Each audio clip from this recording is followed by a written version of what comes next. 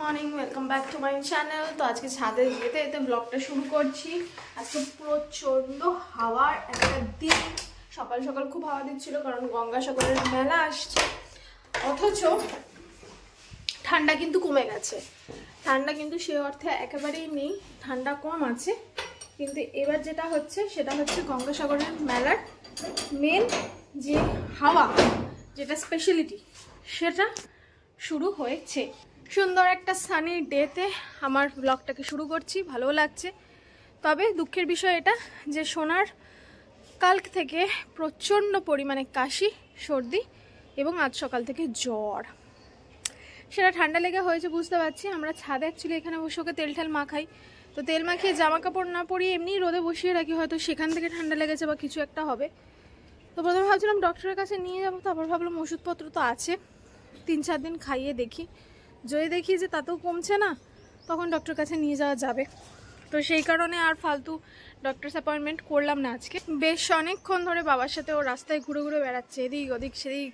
রোদ আছে, ভালো লাগছে, কমফোর্টেবল। বাকি একদম ওকে প্যাকিং করে বের করা হয়েছে। আর তাছাড়া এমনি সোনা সকাল হলে একটু ঘুরতে যেতে ভালোবাসে। সোনার জন্য সুজি করে রাখা হয়ে গেছে। সুজিটা একটু গরম আছে, তাই জন্য ঠান্ডা করতে রেখেছি। যেমনি ও উপরে আসবে সাথে সাথে ওকে সুজিটা খাইয়ে দেওয়া হবে। তো ইন্দার এই নিয়ে একটুখানি খুটখুট করছিল যে কেন ওকে বাইরে নিয়ে যাওয়া হলো, বাইরে হাওয়া দিচ্ছে, রোদ কম। কিন্তু ছাদে এসে বুঝতে পারছি রোদ ভালোই আছে, রোদ কম নেই, রোদ ভালোই আছে। অথচ হাওয়া দিচ্ছে, এটা ঠিক কথাই, হাওয়া দিচ্ছে কিন্তু রোদ আছে। এখন ইন্দার গতকাল রাত্রিবেলা ওকে নিয়ে বেরিয়েছিল, একটু ওষুধ আনতে গেছিলো, তো ওকে নিয়ে গেছিলো। তো আমি আবার সেটা তুলে বলেছি ওকে যে তুমি কালকে ওষুধ আনতে গেলে, কালকে তুমি নিয়ে গেলে, তখন কোনো প্রবলেম নেই। আর এখন বাবা একটুখানি রোদের মধ্যে ওকে ঘোরাতে নিয়ে গেল, তো এখন তোমার প্রবলেম। ছাদে বেশি হাওয়া, কারণ ছাদে এই সমস্ত গাছপাছগুলো আছে, এখানে বেশি হাওয়া। বাইরে কিন্তু রাস্তায় অতটা হাওয়া নেই। এইটুকু কথা বলেছি বলে বাবুর গায়ে লেগে গেছে। তো তারপর একটু অ্যাটিটিউড দেখালেন, ঠিক আছে তুই থাক তোর অ্যাটিটিউড নিয়ে। তো আমার সত্যি কথা বলতে যেটা উচিত সেটার বাইরে যেই যা করবে, আমি কাউকেই সাপোর্ট করি না। সেটা আমার নিজের মা বাবা হলেও আমি সাপোর্ট করি না। আর আমার মনে হয় যে এরকমই হওয়া উচিত, যে যদি মা বাবা ভুল করে তো মা বাবার ভুলটা আমি বলবো যে তোমাদের ভুল, আর বর ভুল করলে বরটাও, আমি বরকেও তাই বলি। বরের মা বাবার ক্ষেত্রেও সেম, যে মা বাবা ভুল করলে মা বাবাকে বলতে হবে যে তোমরা ভুল, বউ ভুল করলে বউকে বলবে যে তুমি ভুল। ভাই নিউট্রাল, তাতে যদি কেউ আমার সাথে থাকে থাকবে, না থাকলে না থাকবে, আই ডোন্ট কেয়ার। কিন্তু মাথা নিচু করে ভাই অন্যায়টাকে সহ্য করে থাকা আমার পক্ষে পসিবল নয়, এবং আমি সবাইকে সেটাই সাজেস্ট করি, তারাও যাতে না করে। তো সেভাবে খিটির পিটির লাগে, আবার ঠিকও হয়ে যায়। একসাথে থাকতে গেলে বাসন তো এদিক ওদিক এদিক ওদিক হয়। তো এটা নিয়ে আর এখন অতটা ইয়ে করি না। কালকে রাত্রিবেলা হঠাৎ করে আমার কাছে সাজেশনে ইনসাইড আউটের একটা ভিডিও আসে।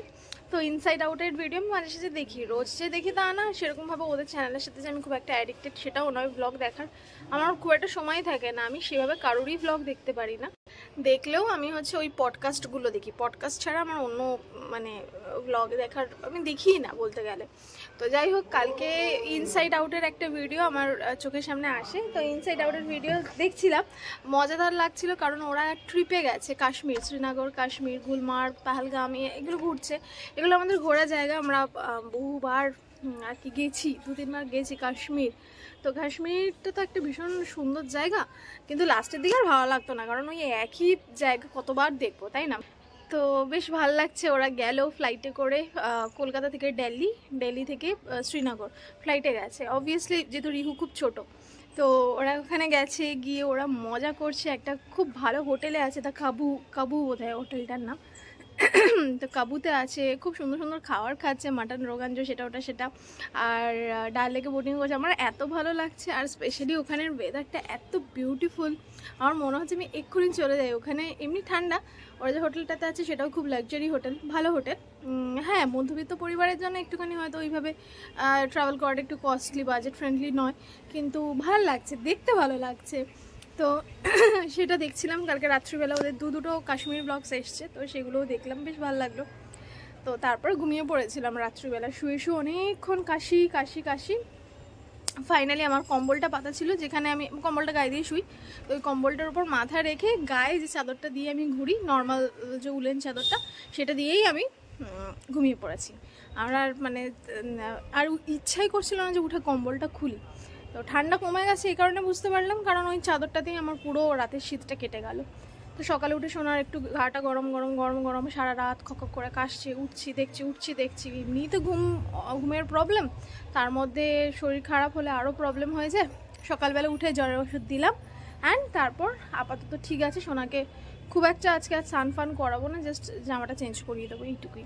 সেকেন্ড রাউন্ড আবার ছাদে দাদু এসছে, দাদু আজকে ছাদ পরিষ্কার করবে। দাদুকে বলেছে একটু ছাদটা পরিষ্কার করে দাও, অনেকদিন হলো ছাদটা নোংরা হয়ে পড়ে আছে, পরিষ্কার করার সময় পাচ্ছি না, দাদু ফ্রি থাকে তো টুকটাক করতে থাকে। আমি বললাম দাদু ছাদটা একটু পরিষ্কার করে দাও। দেখি দাদু ডেকে পাঠালো কেন, কোন দিকে? আচ্ছা টুল দিয়েছে মা, টুল পেয়েছো? আচ্ছা আচ্ছা এইগুলো এই পাশে করে দিতে বলছি। হ্যাঁ ওগুলো মানে জাস্ট কিছুদিনের জন্য জায়গাটা একটুখানি চেঞ্জ করে দিতে বলছি। হ্যাঁ এবার মোটা অ্যালোভেরা গাছগুলো না ইয়ে হবে তোমার, রোদে রাখলে নষ্ট হয়ে যাবে অ্যালোভেরাগুলো। সব এই লাইনে করে দিচ্ছি।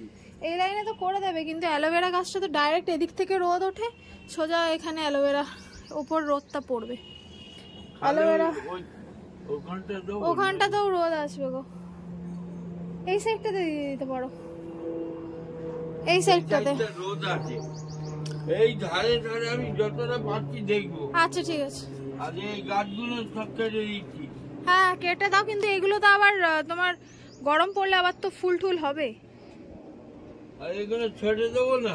তাহলে ছেটে দাও, বাজে হয়ে যাচ্ছে একদম। তুমি গাছগুলো ছেটে দাও, ঠিক আছে গাছগুলো ছেটে দাও, কিন্তু মানে একদম নষ্ট করে দিও না, যাতে করে আবার গরমে ওখান থেকে ইয়ে হয়, গাছ বেরোয়, সেইরকম করে দাও, যাতে গরমে আবার ওখান থেকে গাছ নতুন গাছ বেরোয়। কারণ এই গাছ এগুলো তো সব শুকিয়েই গেছে ডালপালা, এ তো ভেঙে যাচ্ছে মাঝখান দিয়ে দিয়ে, এই যে কাট করে ভাঙছে। যেগুলো রাখার নয় সেগুলো কেটে দাও, যাতে করে আবার গরম পড়লে গাছটা ফুলে ফেপে ওঠে, সেই রকম করে দাও। ঘুরে আয়, আবার তো পরের মাসেও যাবি। পরের মাসে না, মার্চ হয়ে যাবে প্রায়। ঘুরে আয় বন্ধুদের ট্রিপ, ঘুরে আয়। মায়াপুর নবদ্বীপটা একটু অন্যরকম করেছে, আগের মতো অতটা গ্রাম নেই এখন আর। তোর মা যাবে? হ্যাঁ মায়াপুরে ওরা পরের মাসে যাবে, আবার মাসিদের সাথে ওরা পরের মাসে যাবে ফ্যামিলি নিয়ে। রোহনদের পরীক্ষা হয়ে গেল না, এই মাসে এখন আবার যাবি, তখন যাবি? এটা একদিনের জন্য বন্ধুদের সাথে। হ্যাঁ কাছাকাছির মধ্যে ভালো, ঘুরে। Good evening. তো উঠে পড়েছে বেটা ঘুম থেকে, আর এখানে মায়ের কোলে কোলে চলে এসছে এই ঘরেতে। হ্যাঁ কি আজকে তো খিচখিচ করছিস কেন তুই? সর্দি লেগেছে, দুধ খেয়ে এসছে, ওর নাকে একটু ড্রপ দিয়ে দিতে হবে, কারণ ওর নাকটা একটু গড়গড় করছে, একটু ড্রপ দিলে তাহলে ক্লিয়ার থাকবে। নাকে ড্রপ দিতে সবাই ভয় পায়, আমরা যখন ছোট ছিলাম তখন আমরাও নাকে ড্রপ দিতে ভয় পেতাম। যখনই দেখতাম যে নাকে ড্রপ দিতে হবে তখন ভয়ে বুকটা দুরু করতো, নাক জ্বালা দেবে। কিন্তু এইটা যেটা আছে এটা স্যালাইন ড্রপ, এটা তো নাক জ্বালা দেয় না। ও ছোটবেলায় কিন্তু এতটা ঘ্যান করতো না, কিন্তু এখন ড্রপ দিতে হলে একটু ঘ্যান করে, ভয় পায় আর কি, ভয় পায়। দুটো নাকি হয়েছে, আর একটু আছে, দিয়ে একটা নাকে। ঠিক আছে বাস। এই মুহূর্তে নাকে আমরা এই ড্রপটা দিই, নাকের কিছুটা নোংরা বেরিয়ে আসে নাক থেকে। বাচ্চারা তো নাক থেকে নোংরা বের করতে পারে না আঙ্গুল দিয়ে, ওদের নাকের মধ্যে নোংরাটা এক্সিস্ট করে। কিন্তু যখনই নাকে ড্রপ দেওয়া হয় বা স্নান করানো হয় বা কিছু এটসেট্রা, তখন কি হয় নোংরাগুলো আর কি বেরিয়ে আসে ভেতর থেকে।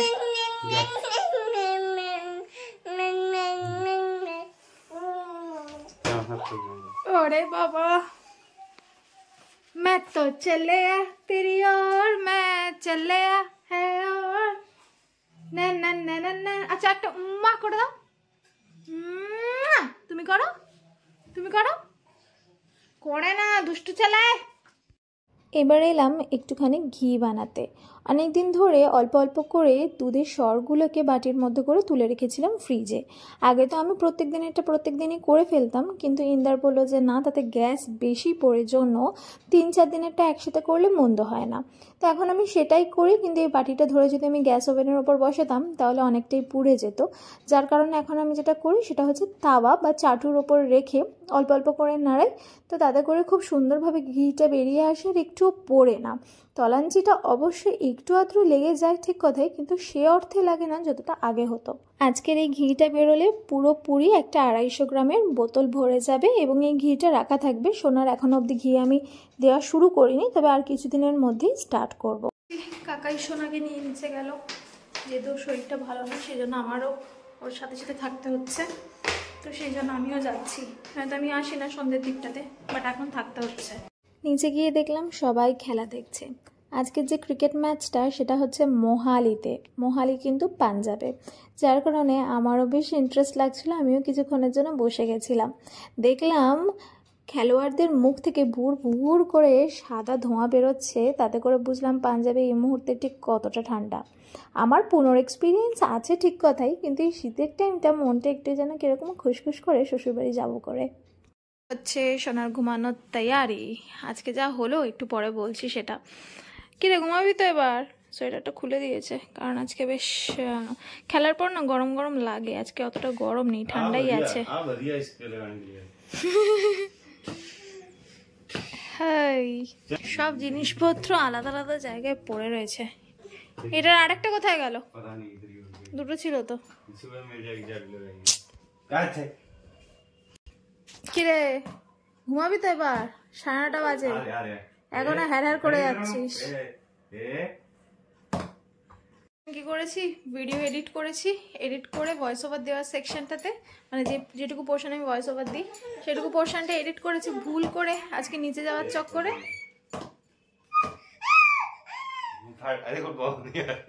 তো ভুল করে ওই জায়গাটা এডিট করার মানে কথা ছিল, ভয়েস ওভার দেওয়ার কথা ছিল, ভয়েস ওভার না দিয়ে আপলোড করে দিয়েছি। তারপর মাথায় এসছে আরে বাবা এখানে তো ভয়েস ওভার দেওয়ার ছিল, ভুলে গেছি। আবার ওটাকে ডিলিট করলাম, আবার করে এডিট করলাম, আবার আপলোড করলাম, দুবার করে খাটনি হলো। এটাই আর কি, খাটনিটা ব্যাপার না, ব্যাপারটা হচ্ছে এক্সপোর্ট হতে অনেকটা টাইম লাগে, তো সেটা ব্যাপার। তো দেখি আজকে আন্টিকে একটুখানি ফোন করি, আন্টি আমাকে অনেকবার করে ফোন করতে বলেছিল, আজকে একটুখানি দেখি। আর খুব দুঃখের একটা খবর, সেটা এখানে বলতে খারাপ লাগছে।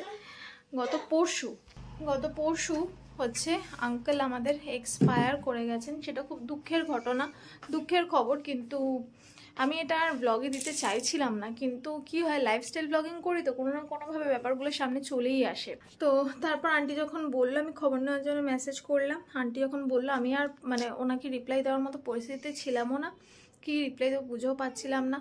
তো আজকে আন্টির একটা মেসেজ এসেছিলো যে একটু ফোন করো, তো আজকে এবার একটুখানি ফোন করব, কি ওনার বলার আছে বা কিছু হয়তো সামথিং। তো একটু দেখি, কথা বলি, তারপরে একটু পরে আবার ব্লগটা অন করছি। আসলে কথা বলতে গেলে আমার অনেকটা সময় চলে যায়, প্রায় আধ ঘন্টা 1 ঘন্টা হয়ে যায়। আজকে চেষ্টা করবো একটুখানি শর্টে ওয়াইন্ড আপ করতে, যাতে করে আবার ব্লগটা আমি কন্টিনিউ করতে পারি। আর ভাবছি এবার এটাকে ব্লগ করার জন্য কিনবো, হাতে ধরার জন্য স্ট্যান্ডটা, হয়তো হাতের মধ্যে নিয়ে, আমার এই হাতটা কেন জানি না খুব ব্যথা ব্যথা করে, তো এই হাতে বেশিক্ষণ এখন ধরে থাকতে পারি না ফোনটাকে। তো এই স্ট্যান্ডটা কিনলে কি হয়, ব্লগটা করতেও ভালো লাগে আর পুরো ওয়াইড অ্যাঙ্গেলে পুরো জায়গাটা কভার করে, এটাই আর কি। যাই হোক, দেখি এবার একটু আমি ফোন করে কি ব্যাপার না ব্যাপার। হ্যাঁ হ্যাঁ না করে ঘুমা, হ্যাঁ হ্যাঁ হ্যাঁ হ্যাঁ হ্যাঁ হ্যাঁ, বাবা চিংড়ি মাছের মতো লাফাচ্ছে। ইন্দার মাতকার, ও ঘুমাবে আর ঘুমাবে, এবার ঘুমাবে কিন্তু। হ্যাঁ মা শুরু হয়ে গেছে কিন্তু, আর এখন ঘুমের কোনো সিন নেই। আমি আমার ফোনটা নিয়ে নিই, ফোনটা করি, ব্যাস। এখন বেজে গেছে কটা বাবা, 10টা বাজতে চায়। এই ঘুমা ঘুমা ঘুমা ঘুমা ঘুমা ঘুমা ঘুমা। ফোনে অনেকক্ষণ ব্যালকনিতে দাঁড়িয়ে দাঁড়িয়ে কথা হলো, তো তার মধ্যে যেটুকু উনি জানালেন সেটা হচ্ছে, যেহেতু আঙ্কেল চলে গেছেন তো একটা শ্রাদ্ধানুষ্ঠান তো করতেই হয়। তো সেটা হচ্ছে যার কারণে উনি হয়তো ইনভিটেশনের জন্যই ফোন করেছিলেন, কিন্তু আমি আন্টিকে বললাম যে আমি এই ধরনের ইনভিটেশন অ্যাটেন্ড করি না এই কারণে, কারণ আজকে আমার ভাই যখন মারা গেছিলো তখন আমি না, তার আগে অবধি আমি তাও যেতাম, কেউ ইনভাইট করলে আমি তবু যেতাম। কিন্তু আমার মনে পড়ে আমি অনেক ছোটোবেলাতেই লাস্ট কোনো শ্রাদ্ধানুষ্ঠানে খেয়েছিলাম, তারপর আর খাই না। কিন্তু তারপরেও আমি যেতাম টুকটাক, মানে যেখানে না গেলেই নয়। কিন্তু এরকম অনুষ্ঠানে আমার গিয়ে মাংস ভাত, মাছ ভাত খেতে না আমার ভালো লাগে না। তো আর আমার মনে হয় এই ধরনের অনুষ্ঠান কোনো পজিটিভিটি মানুষের জীবনে দিতে পারে তেমন নয়, এটা শুধুমাত্রই নেগেটিভিটি দিতে পারে। কান্না, মন খারাপ, এই সমস্ত জায়গায় গেলে নিজেরও মনটা কীরকম একটা লাগে। প্রত্যেকদিন রাত হবে আর এই কুকুরগুলোর এমন মারাত্মক চিৎকার, ওই পাড়া থেকে বেপাড়ার কুকুররা এমন চিৎকার করবে যে এই পাড়ায় টেকা মুশকিল হয়ে যায়। যারা খুব সাহসী, যেরকম এই ভদ্রলোকটা যিনি হেঁটে হেঁটে যাচ্ছেন এই মুহূর্তে, তো উনি খুব সাহসী, উনি সেই কারণে এখনও এই রাস্তা দিয়ে যাচ্ছেন। কিন্তু আমি হলে আমি অ্যাটলিস্ট এই রাস্তা দিয়ে যেতাম না, কারণ রিসেন্টলি কিছু কুকুর এই এরিয়ায় ঢুকেছে, যারা লোকজন দেখলেই তারা করছে কামড়াতে যাচ্ছে। তো ওনার অনেক সাহস, ওই যে ওনার পিছন পিছন কুকুরগুলো দৌড়াচ্ছে, ওই যে যাচ্ছে। আমি হলে ওখানেই হার্ট ফেল করে যেতাম। উনি খুবই সাহসী, তো তার কারণে গেলেন। তো যাই হোক, ওনার অনুষ্ঠানে আমি যেতে পারবো না, কিন্তু আন্টিকে বললাম আন্টি তুমি কিছু মাইন্ড করো না, যেতে পারছি না। আমি আর ইন্দার অবশ্যই একদিন এই সমস্তগুলো কেটে যাক, তুমি তো বাড়িতে একাই থাকবে, এরপর মন খারাপেরও একটা ব্যাপার থাকে। সবসময় মানুষ সঙ্গতে থাকতে পছন্দ করে, হাজব্যান্ড হোক ছেলে হোক, সঙ্গ মানুষের খুব ইম্পর্ট্যান্ট। ওনার ছেলেও বাইরে চাকরি করে, বাইরে মানে আমাদের ওয়েস্ট বেঙ্গলই করে, উনি ব্যারাকপুরে থাকেন, তো কিন্তু ঘরের থেকে দূরে, মানে বাড়ির থেকে দূরে থাকেন। তো সেই কারণে কি হয় যে উনি প্রত্যেকদিন বাড়িতে আসতে পারেন না, তো যার কারণে আন্টি খুবই একা। তো সেই জন্য আন্টির সাথে দেখা করতে একদিন যাবো, আমি সেটা আন্টিকে বললাম অবশ্যই যাব, কিন্তু সেটাই অনুষ্ঠানে নয়। তো যাই হোক, এরকম একটা দিন ছিল যেদিন আমি আমার দাদাকে হারিয়েছি, আমার মাসির ছেলে। আমি একা চিরজীবনী, কিন্তু আমার যে কাজিন ব্রাদার আমার কাছে আমার নিজের ভাইয়ের থেকেও আপন ছিল। তো ওকে আমি হারিয়েছি, ওর প্যারালিসিস হয়ে গেছিলো এবং একটা রোগ ধরা পড়ে যেখানে ওর শরীরের সমস্ত টিস্যুস শুকিয়ে যাচ্ছিল। তো ফাইনালি ওর ডেথ হয়ে যায় খুব কম বয়সে, তখন প্রবাবলি আমি 2006 সালে 26শে জানুয়ারি ও মৃত্যুবরণ করে। আর আমি ওর থেকে 3 বছরের হয়তো ছোট ছিলাম, তো তখন হয়তো ক্লাস 3-তে পড়তাম, 2 থেকে 3-তে পড়তাম, অল্প বিস্তর বোঝার বয়স হয়েছিল। তো যাই হোক, সেই দিনগুলো আর মনে করতে চাই না। তো তারপর থেকে আমি এই ধরনের অনুষ্ঠান আচার আমি এগুলো মানে খুব একটা নিতে পারি না। যাই হোক,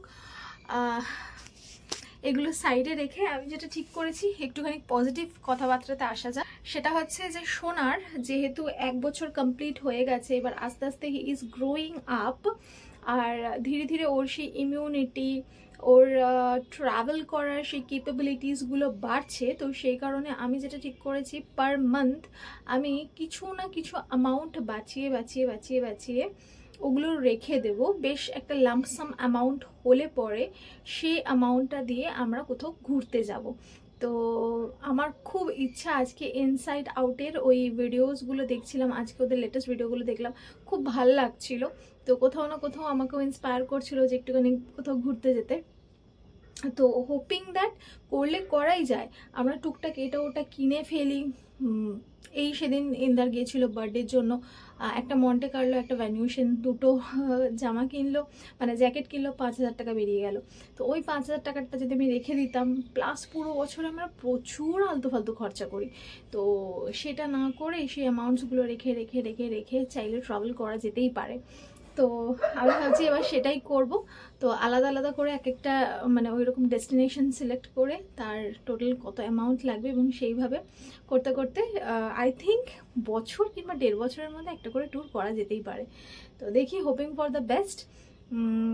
তোমাদেরকেও অনেক ট্রাভেল ব্লগসও দিতে পারবো, আর আমি নিজেও ঘুরতে খুব পছন্দ করি। তো এতদিন শোনা যেহেতু খুব ছোটো ছিল, সেজন্য ওকে নিয়ে খুব একটা বাইরে করছিলাম না, কিন্তু এই শীতটা চলে গেলে, ও একটু ওই 1.5 বছর মতো বয়সটা হয়ে গেলে তারপর থেকে চাইলে আস্তে আস্তে এদিক ওদিক যাওয়া যেতে পারে। তো যাই হোক, এখন আপাতত ঠান্ডাটা কিন্তু একেবারেই কমে গেছে, যদিও ওই যে আলোর নিচে দেখা যাচ্ছে কি, আলোর নিচে কুয়াশাটা কিন্তু বেশ ভিজিবল, কুয়াশাটা কিন্তু বেশ ভিজিবল, কিন্তু ঠান্ডাটা কমে গেছে। ঘরে ঢুকে যাই, এই যে ভর্তি জামা কাপড় এখানে শুকায়নি, এগুলো সব নিয়ে এসছি। রাত্রিবেলা খাওয়া দাওয়া শেষ করে এখন আজওয়ান চেপাতে বিছানায় বসলাম, একটুখানি পডকাস্ট দেখছিলাম। ছেলে পাশে ঘুমিয়ে পড়েছে, আর ইন্দার ওখানে বিস্তারিত কিছু কাজ করছিল মানে মশারি টাঙাচ্ছিল। আমাদের ঘরে রিসেন্টলি এত মশা হওয়া শুরু হয়েছে যে ওই ইলেকট্রিক ব্যাট দিয়েও মশা তাড়িয়ে আর পারা যাচ্ছে না। সোনাকে প্রচণ্ড পরিমাণ কামড় দিচ্ছে জন্য ঠিক করলাম আজকে থেকে মশারি টাঙাবো। মশারিটা বেসিক্যালি কেনাও হয়েছিল সেই পারপাস যে বেবি হলে কাজে লাগবে, তারপর কেন জানি না যে ইউজই করলাম না। আজকে রুটির সাথে আলুর দম খাচ্ছিলাম, হঠাৎ করে দেখলাম বাবা আসার সময় পোলাও আর আলুর দম নিয়ে এসছে, কাশ্মীরি আলুর দম। তো জিজ্ঞেস করলাম হঠাৎ করে, তখন বাবা বললো যে না, এটা মামা পাঠিয়েছে, পুজোর প্রসাদ। তো মামা কোথাও একটা পাঠ করতে গেছিলো, সেখানকার প্রসাদ। তো খুব মজা করে খেলাম, খুব সুন্দর সুস্বাদু প্রসাদ ছিল। প্রসাদ তো সবসময় সুস্বাদুই হয়। তো তারপর আমার অনেকটা খাওয়া হয়ে গেছিলো জন্য অনেকটা করে জোয়ান খাচ্ছিলাম, যাতে করে হজম হয়ে যায়, কারণ রাত্রিবেলা বেশি খাওয়াটাও ঠিক নয়। তো এখানে সোনা ঘুমিয়ে পড়েছে জন্য আর বেশি আমি কথাবার্তা কিছুই বলতে পারছি না বন্ধুরা। ব্লগটাকে আমি এখানেই এন্ড করব এবং তারপর মশারি টাঙাবো। ইন্দার এখানে মশারি টাঙানোর জন্য অনেকক্ষণ ধরে বসে আছে আর মুখটা কেরম কেরম করছে রেগে গিয়ে। তো সে কারণে আমি ইন্দারকে বললাম যে তুমি একটু বাই করে দাও। আর আমি এখানে মেহেন্দি পড়েছিলাম, আজকে একটু সময় পেয়েছিলাম, তো সেটাই দেখাচ্ছিলাম ভ্লগে, যে সামনে আর পিছনে দুদিকেই পড়েছি অল্প অল্প করে। আশা করছি এটা সকালবেলা ডার্ক হয়ে যাবে। তো দেখা হচ্ছে কালকে সকালে। টিল দেন সকলে ভালো থাকবেন, আজকের মতো বাই বাই।